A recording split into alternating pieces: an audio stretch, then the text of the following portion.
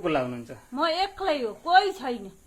एक्लै? एक्लै हो, म कोही पनि छैन। अनि दुधहरू मसिनले निकाल्नुहुन्छ कि हातले? हातले। हातैले दुध निकाल्ने? हातैले दुध लिटर। 100 लिटर प्रतिदिन। हजुर। हजुरहरूले दुध कहाँ दिने गर्नु भएको छ? जस्तै गाई तराईमा हुन्न। इन्डियाबाट ल्याएको गाई तराईमा हुन्न। तराईमा हुन्न। ओहो, यहीँबाट किन्न पर्यो। यहीँबाट लिटर दिइरहेछ दिन। ए, भनेपछि यो पनि दुध बेच्ने हो, गाई बेच्ने होइन, घरको लागि हो। भने अब हामीले छ 2 टाइमको 12 लिटर थियो पहिला। भनेपछि कति बेतमा ब्याउँदैछ अहिले यो? तीसरा बेतमा ब्याउँदैछ। साथीहरू हेर्नुहोस्, यो चाहिँ यसरी छ।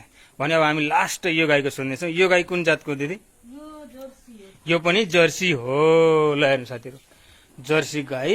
हेलो साथीहरू, गुड मर्निङ अनि दर्शन नमस्ते सबैजनालाई।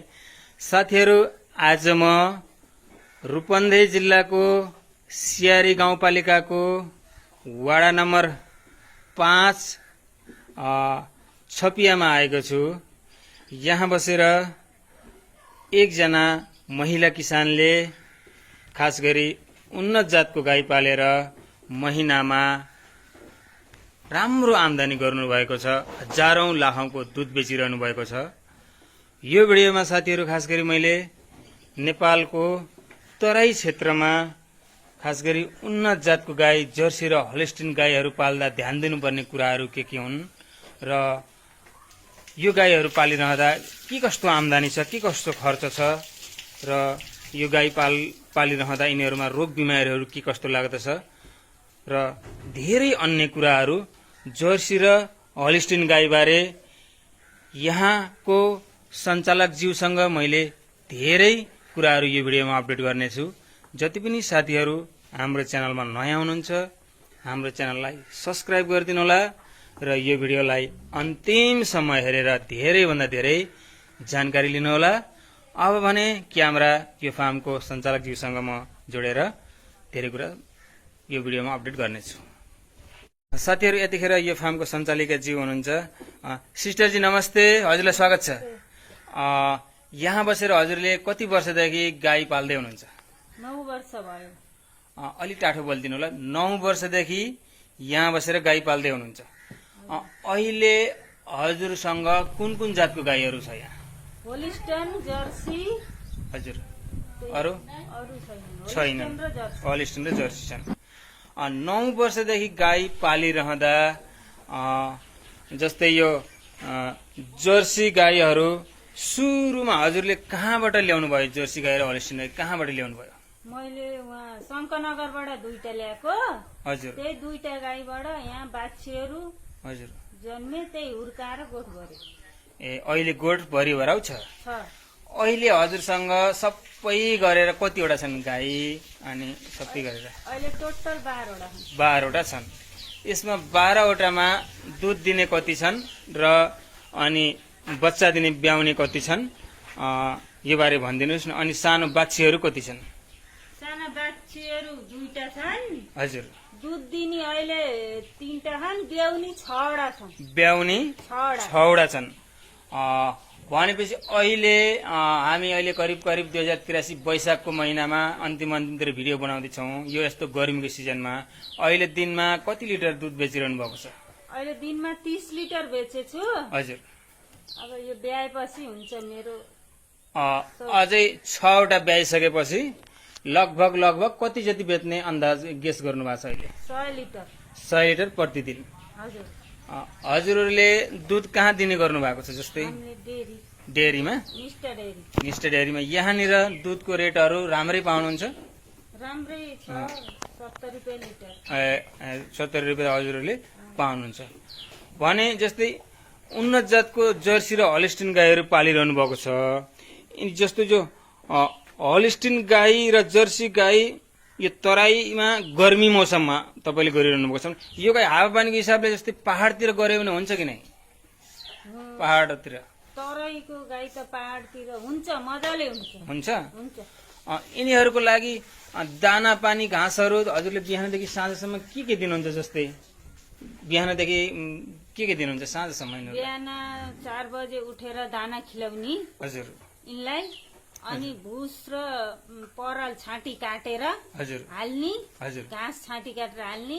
बिहानबाट साँझसम्म 5-6 बजीसम्म गर्ने हो 6 बजीसम्म गर्ने हो बिहान 4 बजे अनि दुध कति बजे निकाल्नुहुन्छ यिनीहरूको दुध बिहानको 7 बजे हजुर। साँझको 4 बजे साँझको 4 बजे 4 बजे जस्तै यो उन्नत जातको गाईहरू छन् यिनीहरूमा रोग बिमारीहरू कतिको आउँछ भनिदिनुहोस् त रोग डाक्टरहरू बोलाउनु पर्ने रोगहरू कतिको आउँछ यिनमा रोग भन्यो भने अब ब्याउने बेला अलि केही गाह्रो पर्ला हजुर त्यहाँभन्दा अघि पछि त्यस्तो रोगले भेटेको गाई छैन मेरो गोठमा रोगले भेटेको छैन छैन केही पनि पत्तै छैन ए भनेपछि गाईहरूमा रोग आउँदैन आउँदैन जस्तै नयाँ किसानहरूले हजुरले जस्तै गाई पालेर राम्रो आम्दानी गर्न चाहनुहुन्छ दुध बेचेर भने जर्सी गाई र हलिस्टिन गाईहरू कहाँबाट लिएर आउने उहाँहरूलाई के भन्न चाहनुहुन्छ हजुरले आफ्नो अनुभवले नयाँ किसानलाई राम्रो ठाउँबाट एउटा सोधेर पुछेर हजुर ल्याउने अब मैले शङ्करनगरबाट ल्याएको गाई हो हजुर मैले तराईबाट ल्याएर तराईमै पालेको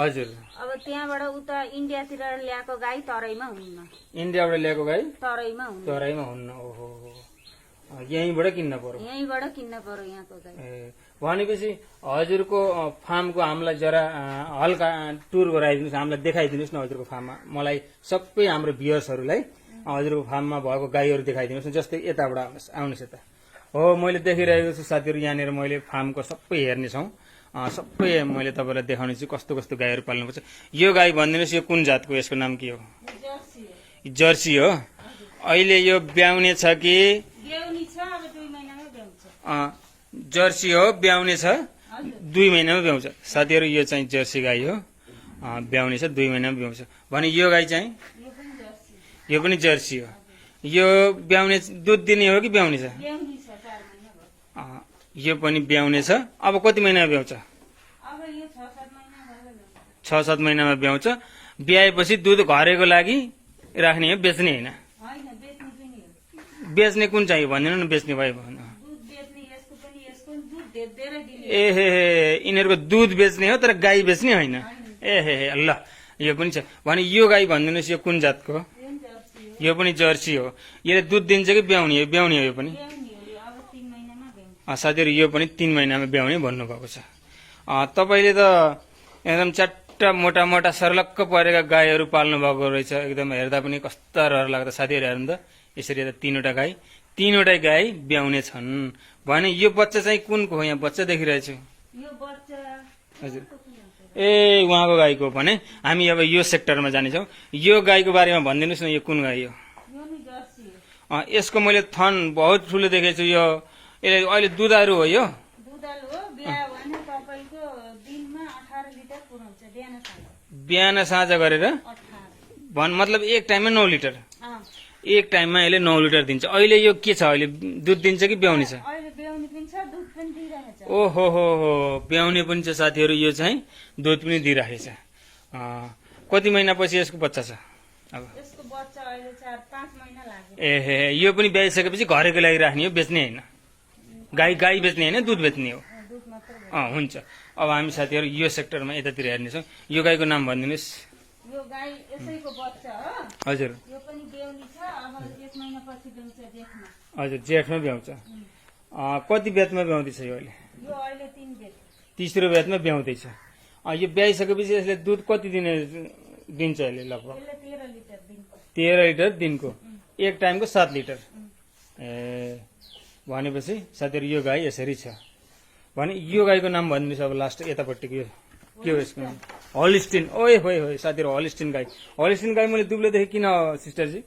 यो अहिले बिहाको हजुर बिहाएर अब यसको दुध धेरै छ हजुर ब्याउने बेला मोटाउँछ हजुर ब्याइसकेपछि दुब्लाउँछ ए साथीहरू यो चाहिँ भर्खर बिहाको हो अनि बिहाएर अहिले दुध दिइरहेछ त्यही भएर यो दुब्लाको जस्तो देखिएको छ अहिले कति लिटर दुध दिइरहेछ दिदी यसले यसले अहिले तपाईँको 14 लिटर पुरा छ अहिले बिहाको नि भयो धेरै भयो अब बिजी लिइसक्यो 4 महिना नि भइसक्यो हजुर अहिले 14 लिटर दिइरहेछ दिन ए भनेपछि यो पनि दुध बेच्ने हो गाई बेच्ने होइन घरेको लागि हो भने अब हामी यो सेक्टरमा जानेछौँ साथीहरू आउनुहोस् यता यो पछाडिको सेक्टरमा देखाइदिनुहोस् हामीलाई यतिखेर साथीहरू यो गाईको सोध्नेछु यो कुन जातको गाई हो यो जर्सी हो यो पनि जर्सी हो अहिले दुधारू हो कि ब्याउने छ ब्याउने जेठमा जेठमा यही छ। अब 1 महिनापछि लगभग यो गाई ब्याउने छ साथीहरू, हेर्नुहोस्। यस कति बेतमा ब्याउँदैछ यो? दोस्रा बेतमा यो गाई ब्याउँदैछ। यसको दुध कति छ दिदी? पहिला बेतमा कति थियो?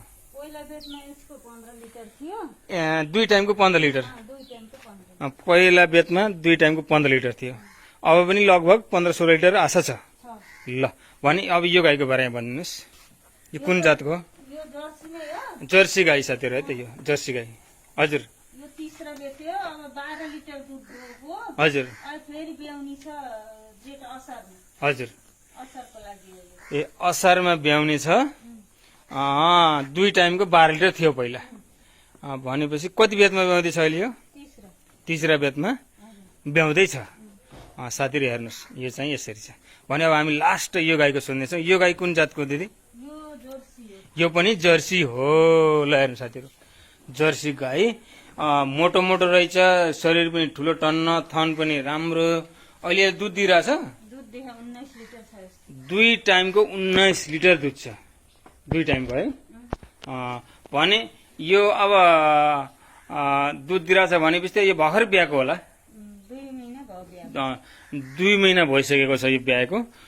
19 लिटर दुध दिएको छ साथीहरू। यसरी छ है त। यतापट्टि भइदिनुहोस् दिदी, यहाँ यतातिर। यतिखेर साथीहरू मैले हजुरलाई फार्मको टुर पनि गराइसकेको छु। यहाँ जर्सी र हलिस्टिन गाई धेरै पाल्नु भएको रहेछ। 9 वर्षदेखि गाई पालेर हाम्रो सिस्टरजीले धेरै राम्रो आम्दानी गरिरहनु भएको छ दुध बेचेर। र यसरी हजुरले गरिरहँदा आम्दानी र खर्चको हिसाबले हजुरहरू कतिको खुसी सन्तोषजनक हुनुहुन्छ गाई पालेर? म त सन्तुष्ट छु, एकदम खुसी छु। हजुर मलाई विदेश जान भन्दा हजुर यहीँको खर्चले मेरो बालबच्चा पढाउँदैछु। यही लक्ष्मीको सेवा गरेर। गाईमा जस्तै हजुर सँगसँगै यो गाईमा हेरचाहमा यिनीहरूलाई परिवारको को लाग्नुहुन्छ? म एक्लै हो, कोही छैन। एक्लै हो, म कोही पनि छैन। अनि दुधहरू मसिनले निकाल्नुहुन्छ कि हातले? हातैले दुध निकाल्ने? हातैले दुनियो। अनि दुधहरू लिन यही आउनुहुन्छ कि छोड्न जानुहुन्छ? केमा दुध लिन आउनुहुन्छ? दुध लिन हजुर आउनुहुन्छ। यही आउनुहुन्छ। घाँस काट्ने, साफ सफाई, नुहाइ सबै एक्लै? सबै बिहान नुहाइदिने, गोड पखाल्ने, दाना दिने, गाई दुने हातैले हो। धेरै मिहिनेत लागिरहेछ मलाई हजुरले, धेरै मिहिनेत गर्नुहुन्छ भने यिनीहरूबाट आम्दानीको हिसाबले एकदमै सन्तोषजनक हुनुहुन्छ।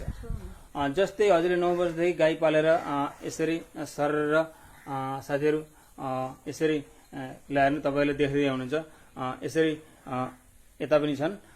यसरी गाई पालेर जर्सी र हलिस्टिन गाई पालेर धेरै राम्रो आम्दानी गरिरहनु भएको छ। कोही किसान मित्रहरूले हाम्रो अरू किसान मित्रहरूले पनि हामीले पनि नेपालमै केही गर्छौँ, गाउँमै घरमै आफ्नो सहरमै टोलमै केही गर्छौँ भन्ने र म खास गरी जर्सी गाई हलिस्टिन गाई पाल्छु भन्ने सोच बनाइरहनु भएको मित्रलाई हजुरको अनुभवले के भन्न चाहनुहुन्छ? नयाँलाई के भन्न चाहनुहुन्छ हजुरले उहाँलाई? यस्तै गरेर बुझ्नु, पहिला खबर लिनु कसरी पाल्ने हो, कहाँबाट गाई ल्याउने हो। हजुर अनि राम्रोसँग गोठ बनाउनुहोस् पहिला। हजुर गोठ बनाएर अनि पहिला सुरुमा गर्नुहोस्, 2टा ल्याएर गर्नुहोस्। हजुर त्यहाँबाट प्रगति हुँदै हुँदै जान्छ, राम्रो हुन्छ। लक्ष्मीको सेवाले हजुर राम्रो पुग्छ। म त सन्तुष्ट, एकदम खुसी छु। मलाई यसैले पुगेको छ, मेरो बालबच्चा यसैले पढाएको छु। हजुर आउने दिनहरूमा हजुरले अब के प्रोग्राम गर्दै हुनुहुन्छ दिदी? जस्तै गाईहरू अरू बढाउने कि अरू काम पनि यसमा साथमा जोइन गर्ने कि के छ अरू? यसमा चाहिँ अहिले अब बढाउन त इच्छा थियो मेरो। हजुर अहिले अब किनभने सबै ब्याउनी छन्। हजुर यी ब्याउँदाखेरि मलाई दुध जति नै पुग्छ। यति 2 महिनालाई मात्रै दुःख हो। हजुर 2 महिनामा मलाई दुध जति नै हुन्छ। हजुर यसमा यिनै गाईबाट बढाउँदै जाने, मैले बाहिरबाट ल्याउन एउटा पनि। हुन्छ, हजुरसँग कुरा गरेर धेरै खुसी लाग्यो। अझै गाईहरू बढाउनलाई अझै राम्रो प्रगति गर्दै जानुलाई हजुरलाई धेरै धेरै शुभकामना छ। हस्त नमस्ते दिदी। नमस्ते। साथीहरू यतिखेर मैले यो फार्मको सञ्चालिकाज्यूसँग मैले धेरै थोरै छोटो मिठो कुराकानी मैले अपडेट गरिसकेको छु। जति पनि साथीहरू नयाँ हुनुहुन्छ हाम्रो च्यानलमा फेरि पनि यस्तै भिडियो हेर्नको लागि हाम्रो च्यानललाई सब्सक्राइब गरिदिनु होला र यो भिडियो धेरैभन्दा धेरै किसान मित्रहरूसम्म पुर्याइदिनु होला भन्दै यो भिडियोमा यति नै। सबैजनालाई धन्यवाद अनि नमस्ते।